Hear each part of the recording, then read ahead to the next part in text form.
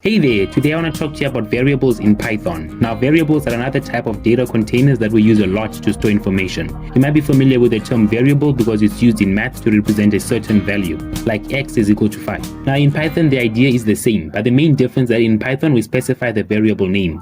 So instead of saying x is equal to a certain value, we would put the name of something in place of x. To help you better understand this concept, I'm going to create a variable and I'm going to call it name.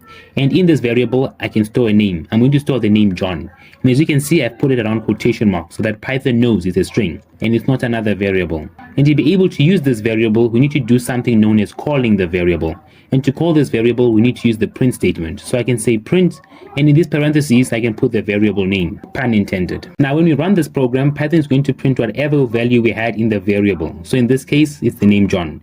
And as always, there are going to be some rules to when using these variables. The first rule is that your variable names cannot have spaces in them.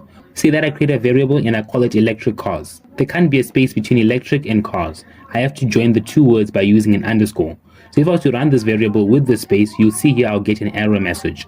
So always use underscores. Also, you're not restricted to the length of the name, but it's advisable that you keep your variable name short to make it easier when calling them out later. The other one I want to touch on is the naming of the variables. Always try and give the variable the name of something that you'll be storing in it. So back to the electric cars example.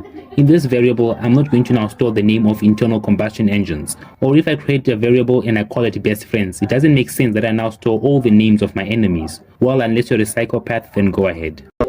It's going to make it a lot easier if you have to come back later on and change or fix something if the variable name specifies what's being stored inside it.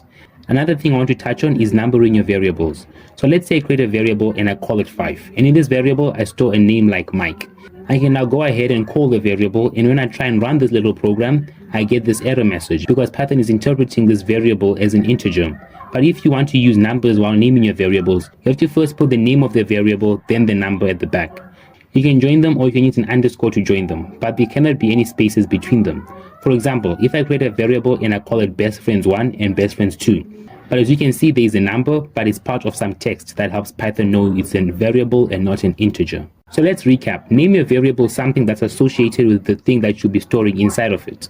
Make sure that there aren't any spaces when naming your variables. Also, don't name your variables using integers or floats unless they're in front or at the back of a word. You can use capital letters when naming your variables. That's completely fine. And that's how you can use variables in Python. You'll be using them a lot, so make sure you understand and master how to use them. And that's it for this one. If you enjoyed or found this video helpful in any way, shape or form, then consider leaving a like and subscribing. Turn on post notifications to be the first to know when I publish a new video. Also, if you have any constructive criticism or any questions or anything, comment them down below. And until next time, thanks for watching. Peace!